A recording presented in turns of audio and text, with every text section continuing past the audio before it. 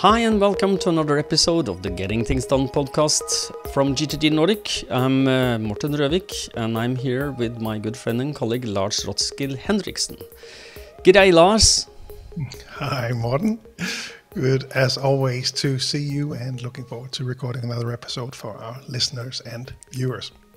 The purpose of this podcast is to help you learn GTD or become even better GTDers. So we hope that this episode also supports you in that. If it does, we always love to hear from you. And if you're new to GTD, we recommend you go back and listen to episodes 1 through 6 to get an introduction to the basics of getting things done. This is episode number 63 of this podcast series. And today we'll be talking about a critical part of doing GTD.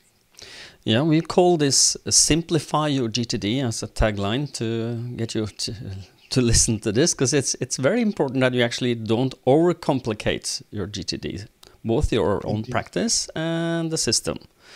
And that is our topic for today.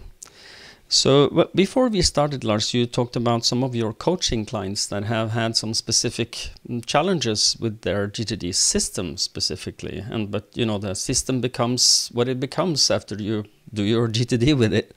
So maybe that's a good place to start. Yeah, that's really where this topic came from. So as always, we brainstorm what we'd like to talk about in these episodes. And what was top of mind for me was that I had over the last few days have been working with different coaching clients, and this sort of seemed to be a common theme, not necessarily because they were all seasoned GTDers and had overcomplicated their systems at all, but just in building a system that is appropriate for the person. I think that is where we're aiming with this episode, or at least that's the starting point. Let's see where we go.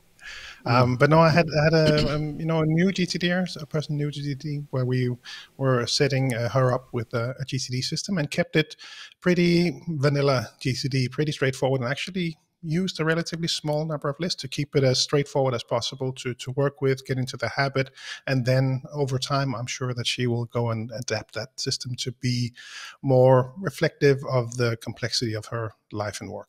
So that was really the starting point there. It was good to set her up with a straightforward system that was easy to use, easy to move forward with right away with the limited experience that she had with GTD at that time.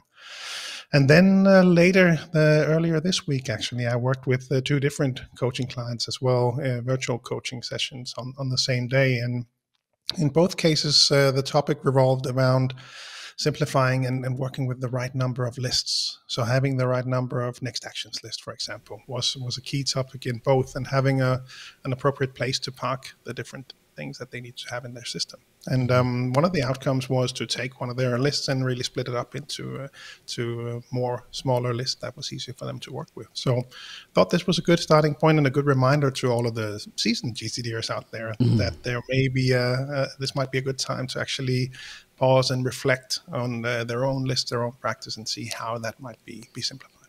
Indeed. I suggest we just take a step back first and then talk about what is a well-functioning, what's the nature of a well-functioning GTD system? So what would your answer to that question be? Well, my starting point would be that it would be as easy as possible to work on the right things at the right time, that it's easy to open up your systems, you're attracted to the list, it's easy to open up, find the right things, move forward on them. That's, I think, the starting point for me. I don't know, what would you say? I would say some of the exact same words. But I think one of the keys that you might want to focus on when you work on your list is does the list attract you or repel you? So are you attracted to them or are you repelled? And if you feel that, oh, no, I don't want to look at my list, I don't feel good about them, that's a very high likelihood that you're not appropriately engaged with them, or you put the wrong things on them, or you've not done, your clarify and organize in a good manner. But even if you do your GTD well, the GTD practice when it comes to clarifying, organized, and reviewing your list, it is possible to overcommit oneself so that you get too much on your list, and that will make you repel your lists. You don't want to, you're not attracted to them. So, where would you like to start unravel this subject? Well, I thought to zoom in as much as possible and then zoom out from there. So zooming all the way in would be to review the calendar and next actions list and what's on those lists, maybe as a starting point. Not even the lists themselves, but actually what do you have on those lists? Because as an example again from coaching, and I do catch myself sometimes doing this as well, is that I'll write out a next action, for example, on that list, and then not admit to myself that we have a project here. So I will write that, and it's often easy for me to catch on those lists, and I've seen this on other people's lists as well, that you will sit there and then you have the next action, and then you might add a dash, and then just a few next actions after that, or some kind of finish line that you describe, or in the notes field, you will add a lot of detail in there, which typically is an example of something that probably should be converted to a project. But really, overall, taking that step back and looking at those lists, are they all next actions? Are they the right next actions? Has something changed that you need to do something differently? Should we take some things, again, as an example from recent coaching, took some things from an agenda list that were sort of stale on that list and really didn't get to them. Actually, the next action was really more to walk over there and have a quick chat next time at the office, or actually this should be a call instead so we can move forward on these things. So otherwise they would be staying on those lists. So really reflecting on the contents of those actions lists and make sure that they are easy to work with. I think that's a good reflection to do to make sure that the system is as easy to use as possible and the right level of simplicity for you. And one of the things that I see when in coachings is that when you are, a more or less seasoned GTDer, you've been doing this for a while, but you've not visited your higher horizons, where you kind of, you take a step back and ask yourself, what's important in my life? What's the purpose of my life? What do I want my life to look like? What's my vision for my life? What's my perceived purpose? And then maybe you will find that, okay, I want to make sure that I take care of me, that I have good days at work. You're not, I want to be on top of my work. I don't want to be buried in work. If those reflections come, then they will force you to simplify your system. And I'm talking about a sheer volume that you can commit to when you are fresh with GTD and get the 5 steps. It's kind of like you get into that Ferrari and it really moves fast. And when it really moves fast, it's very, it's scary, but it's also fun because it's you understand that you produce a lot more than before, and it's at the same time it's a thrilling experience. But at some point you understand that now I'm moving a little too much onto my, you get a little too much volume in your next actions lists. And that's where you have to scale back and simplify what's on the lists. And one of the things we've been discussing before is something that's not, I would say that it's not I think it is in the books of David, but it's not professed very clearly in the seminars and some of the material. But the projects on hold lists, as in between your projects lists and the someday maybe list, is a good place to park things. We talked about the combine harvester. My analogy of if you have too wide a cutting blade for your combine harvester, you will move very slowly on too many projects, and you will not finish any projects, and you will feel so just make your the cutter narrower so that you move faster and finish projects, because finishing projects is important. Some of the projects are long-toothed in that manner that it will take a long time, because it's not only you finishing them off, you need to, your other people are involved, but some projects you are responsible for, and when you finish them off your list, it feels good as well. Then you are more attracted to your lists again. So simplifying by moving, if you understand I have overcommitted myself, and moving them on hold, and then if necessary and renegotiate that commitment with someone. Said, okay, now I have to renegotiate this commitment with you because I need to finish some of the other projects first. It's not forgotten, but I will not work on this the next 3 weeks, just for your information. No, that's a great point to make. And that really also, I love how that, all the different horizons of focus in GTD, how they play together. So even though you zoom now all the way out, coming back all the way down again to the next actions list will then reflect on what you would find even higher up in those horizons of focus. And it all is important to make sure that you have the right things on your list. So I will give you the opportunity to zoom in again on something. Yeah, no, but it's a good point to make that we really, these all play together, and what's on those lists can really, change up a lot. I have a good friend and coaching client as well that I work with, where he's an entrepreneur, has multiple businesses that he runs, and when we worked together a few years back, he sold off some things, closed down some things, and he just did it recently again, following a talk that we had that, there's just too many things on his lists, and wanted to focus on the things that actually made sense for him, was fun to do, things that made money for him. So it really is a good point to make. But yeah, if we zoom back in, and then maybe zoom out just a slight bit to a next actions list level. So now we talked about the contents of the list, but do you actually have the right lists? And I think that's, one of the things that really change over time, and that, for any seasoned GTDer that really work the system, that will always have a part of their attention to make sure that you have the right lists. So not only are the contents of the lists attracting you, but are those lists easy to navigate? Do they reflect the system that you would like to have to make sure that it's easy for you to dive into the right things? So do you have the right lists? Are some maybe not in use anymore? That's an easy one for me to pick out. And, I don't see any number on that list, so I can easily go in there and maybe remove that and add it if I need it at some point again.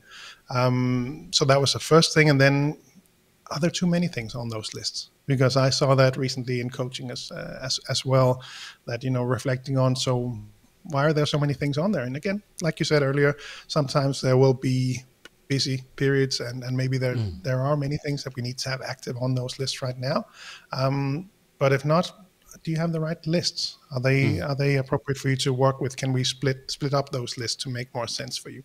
And typically, I don't know what your experience is, Morten, but my experience is that it's typically relatively easy to actually, once you take that perspective, to look at your list, to walk through and see if there are any sort of natural groupings in those lists. So let's say an example from a recent virtual coaching session for me was that we had the computer list. And the computer list is probably the most common one these days to have a lot of things on those lists. Yep.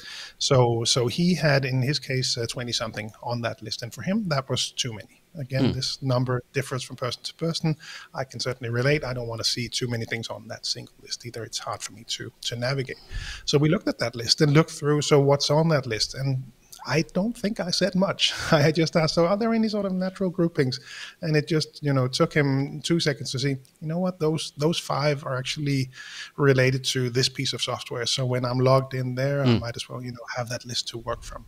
Yep. So an easy way for him to just split that list, and then the computer-software name moves some things over to that list. And then, okay, so now we're down below 20, and then we did another round. Right, that's actually, that makes sense for me to move them there.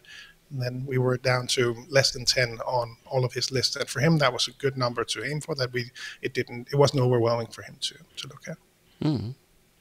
One of the things I've also found is, that you can make, if you're on PC and you want to split that up a little, is to, as you mentioned, go for, program specific lists, like at PowerPoint or at this program, but also another way to look at this is that if you have, like say you have routines you have to maintain, you have some reporting or some I don't know, travel expense you have to do that you really need time to do, and that is rhythmical. and you can't avoid it. Why wouldn't you look at putting that in the calendar so you can get it off your lists, and then if you then find you will have to do some more reporting, or you want to, some things fills up, you can put that in the comments field of the in the calendar appointment with yourself. And that is also a way that you can beat procrastination. I talked before that I'm getting more and more into my calendar, because if it is in the calendar, it increases the likelihood that I will not procrastinate it. It's but this is a slippery slope. That if your calendar is full, don't try to make it even fuller. You have to have some air in the calendar. But if you see that there are some things that you prefer not to do because you don't like these things, but you have to do them, then that might be a good place to put them, put them in the calendar. A good reason to put them in the calendar. So exactly. And that will also then simplify your list, but also simplify your engagement with them when you get to the engage step. So yeah, exactly. Now, so those lists, and obviously those are lists that you would work on a daily basis. So there's probably value in investing some effort in having the right list for you. So it just makes work so much easier when you sit down to work from your list. Yeah. And one thing that strikes me now as something we might mention, because there is a lot of people that I meet that are, looking at GTD from the more traditional project management perspective, where, and with that I mean that when they plan a project, they want to have as many next actions they can regarding that project, and that is what we call there's a reason why we call it a next action and not all the next actions, or all the possible next steps. Is because of when you put that on let's say that you put something on a PC list that's regarding one project 1, and then you have 4 or 5 next actions for that same project on the PC list, then you have to choose which one is most important right now. And not doing that helps you to pick. You must make that decision in advance when you do your clarifying and organizing.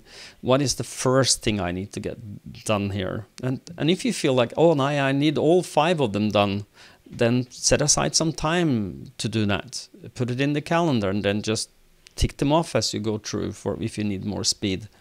But if you, because I see that, and that that the people are looking at their lists and they get overwhelmed, and I go, no, Sherlock.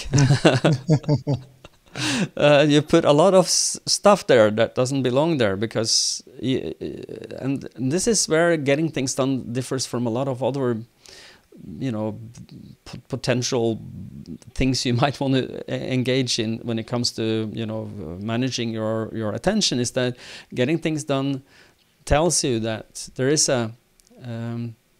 you should clarify and organize in advance to make it easier when you engage, so you don't have to think. You just have to choose.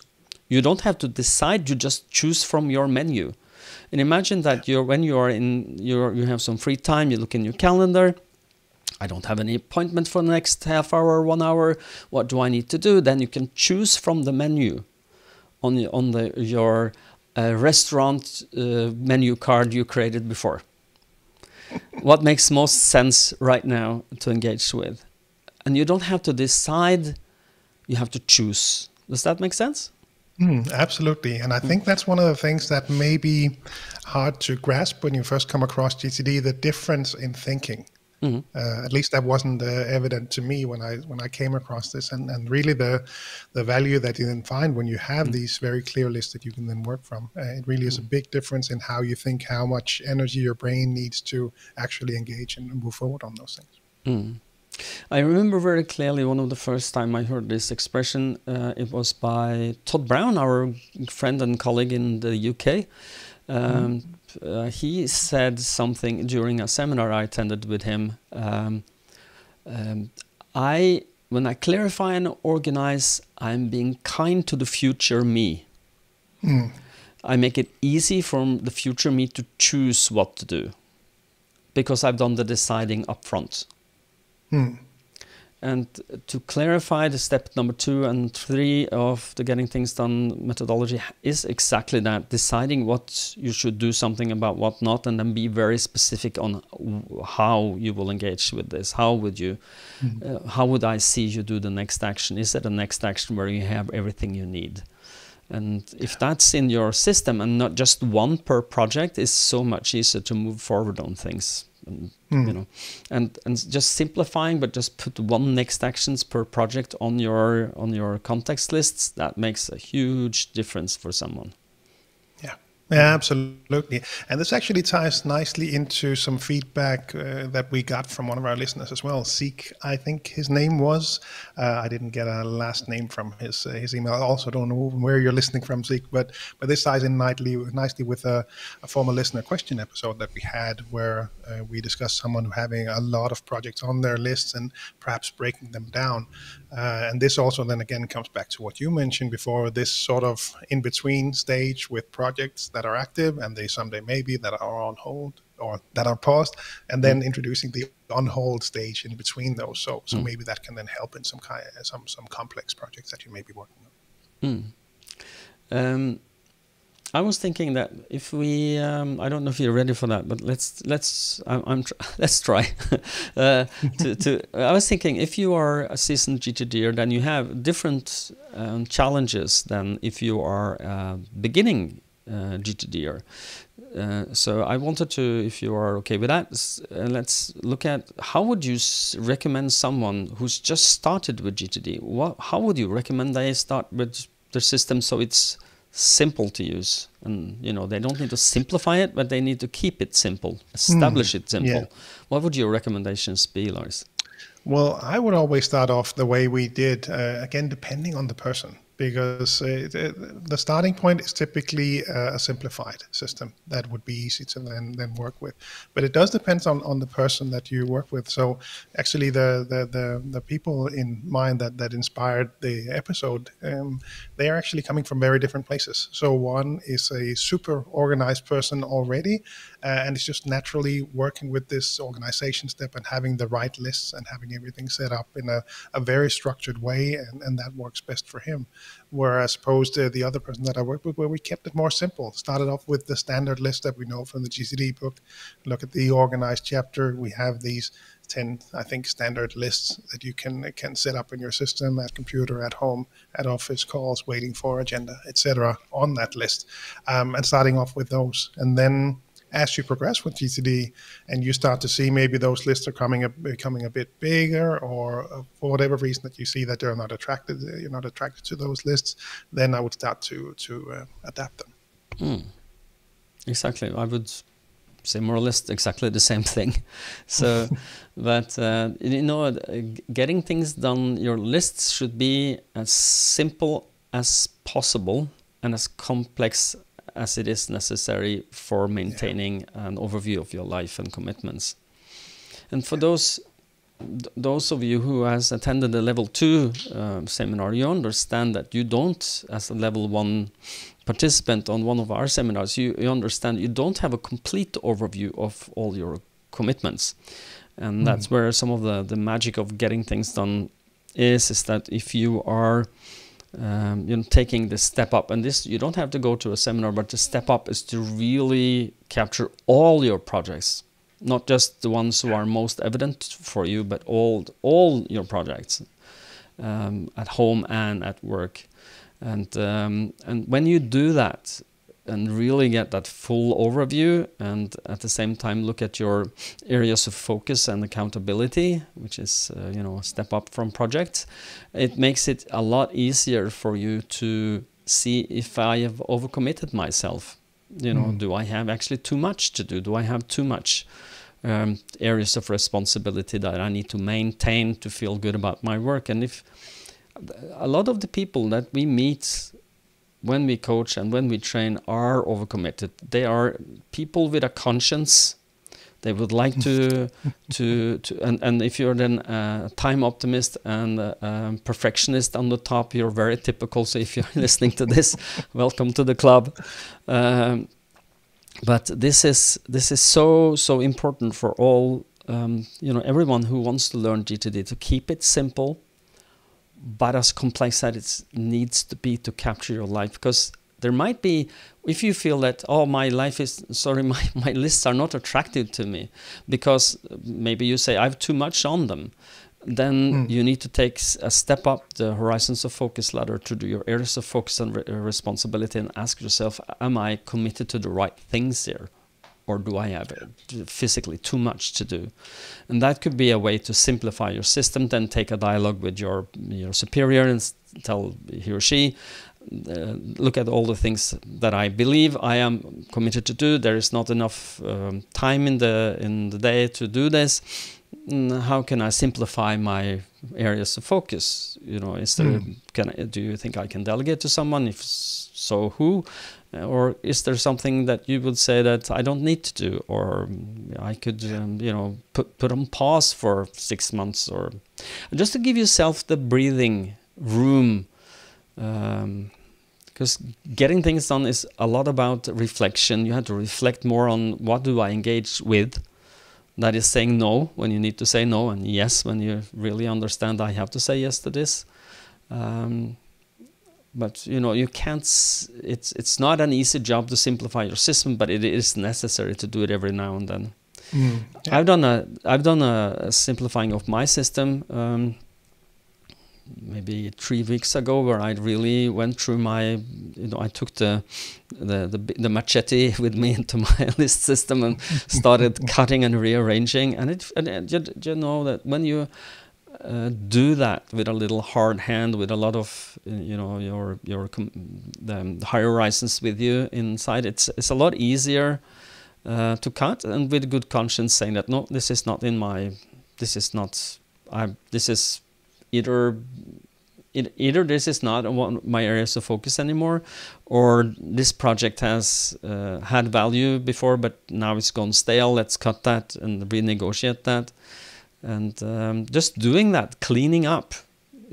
I think David says all the time that when you don't know what to do, clean up. And, that is such good advice. Yeah. I come across that frequently when it's just like, I'm not sure. Let's clean up. Let's clean up. Yeah. It will be evident in just a moment. And then that just clean up your system, clean out your emails. Just doing that makes you feel better. And getting things done is, I don't know if that comes to for the seasoned GTDers who's got the reasons why we're doing this, but for those of you who are fresh to GTD is helping you feel good about the things you decide to say yes and say no to. And it makes you feel good, better about your life and your decisions. So simplifying, if you don't feel good, it's a good idea. Yeah. No, and just building on what you said when it comes to the areas of focus. So the exercise that you just did, that is on my list to do, because I have too many things on my list right now. So that is one thing, one area that I need to zoom out a bit on and reflect on again. And those areas of focus are just, they really added value to my system when I finally had them built also as part of a level 2 seminar. And really, what I'll be looking forward to, at least to look on my own list, is to look at, do they have the right amount of detail? Is there enough detail for me in there? Or maybe there is too much detail somewhere that I want to have some things other places. Or like you said, should something be added or cut off? Like I mentioned, the client that recently sold off a business. So that was sort of that was an area of focus for him to cut that off and get that out of his list. And exactly what you said, some of them you can make your own decisions about, and some of them will need a discussion with someone else to reflect on whether they can be delegated to someone else. Can we cut them off? Can we park a reminder and then in 6 months maybe reactivate it? But right now it's just adding too much to the list below. Yeah. Sorry. And I think that sort of brings us to the list in between. So we talked about contents of the list, we talked about the next actions list, and now we went to horizons, the areas of focus. We didn't yet touch on the projects list, or at least not in detail. And I always find this list so interesting, and it's something that I'm also working on in my system to maybe see if I can make a better list. And if we take a step back and again focus on the people that might be new to GTD, one long list is one place to start. One simple list of projects to give you that overview. But again, those of you who have worked more with GTD might have found value in grouping that list. So in sort of a similar fashion to what we talked about, or I mentioned before with the computer list, maybe a starting point could be to have one list for personal projects, one list for professional projects, or even by the areas of focus. That is a way to group your projects that we often see. I have that in my system today. One of the things that I'm playing around with is whether I actually need this level of detail right now, because I think it might be valuable for me actually to simplify that list, get a better overview with just a straightforward forward work list. And that first and foremost, I would suggest that a straightforward projects list with everything in one bucket is possible. I would recommend people to to take out your personal projects and put them on the list straight away, just because you don't need to see them when you see your work. It's like you can't cut the grass when you're in the office unless you have a remote controlled robot cutter, or a mower. But to see your personal projects mixed in, your paint the cottage may not be should not be beside the project of acquiring the new company.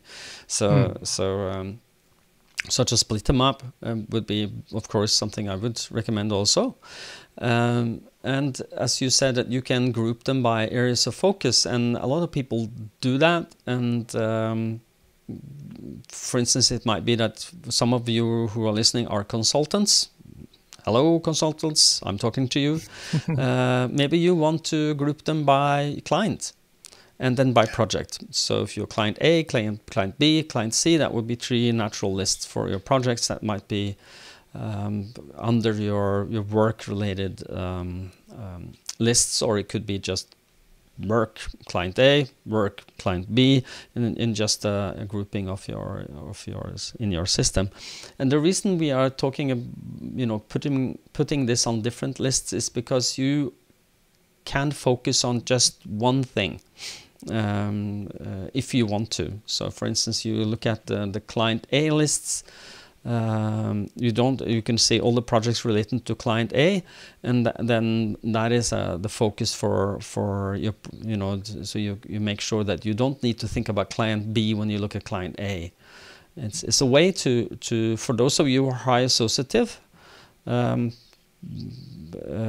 you are very easily distracted. You don't need to see something you don't need to see right now, because you will start thinking about that, and your brain will be pulled into that client B when you look at client A. So just to a way of grouping it naturally so that you don't distract yourself as well. Yeah. And one added value to that in having those areas of focus groupings is also depending on the list manager of your choice, wherever you are set up. One thing that works well for me is that I have a place to place my next actions that are not related to a project but related to an area of focus, and having a good place to place them. Again, if that sort of organization makes sense for you, then it's nice to have a place where they go. So one area for me is finance related things. So there are some activities in there for me, not related to a project, but I need to send that invoice. In that case, for me, it's nice to perhaps have a separate project or a group to place that. Like single actions that you need to do related to your area of focus. Yes. Yeah, exactly. Yeah, exactly. Well, and that will be simplifying your lists if you did that. Just coming back to when you start building your list, be careful to one of the things that it's very easy to do when you're fresh with GTD, so that you will use a template you find online somewhere where some persons, you know, gave you some examples. You find a, you know, YouTube video somewhere.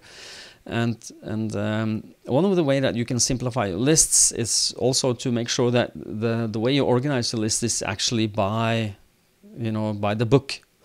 And with that, I mean, there is many people that, unfortunately, out there who suggest something that's not GTD and they call it GTD, which is not good for you as a human being, because you will confuse yourself. So make sure that when you look at the suggested lists out there, make sure it's from, you know, David Allen related sources, so that you can be sure that what you look at is the pure thing.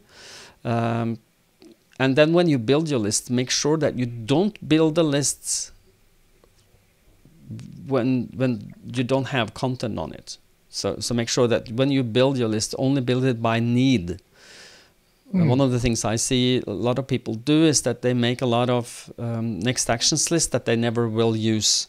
So instead of building them, just don't make them. Just don't put them there just put them when the need arises.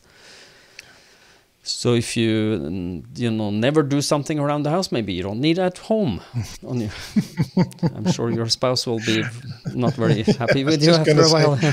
I might not be an official recommendation. Well, if you have a lot of money, you can buy that service for clean, or I don't know, or but to have the appropriate next actions lists, and not too many, but just what you need is really important, I think. So, absolutely. And let your system evolve from need more than set it up like I need this list because it's in the book. No, you don't need that list. If you don't need it, you will know when you need that, and then make that list. Exactly.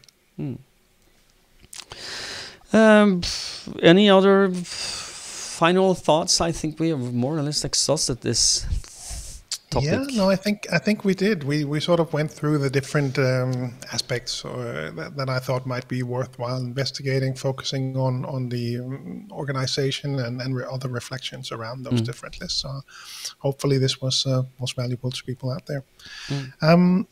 So unless you have something to add, we maybe want to wrap this one up. Yes. Well, Lars, take us out. Just had to give you that opportunity to say it, and I will go ahead and say my piece, which is that we always wrap up these episodes by reminding you to head on over to GTDnordic.com to have a look around and find the local country websites for each of the GTD franchisees in the Nordics. And on those sites, you will find all of the articles about GTD, links to newsletters, groups on social media, and of course, all of our different offerings regarding speeches, coaching, and seminars. If you're outside the Nordics, head on over to gettingthingsdone.com to find your local partners.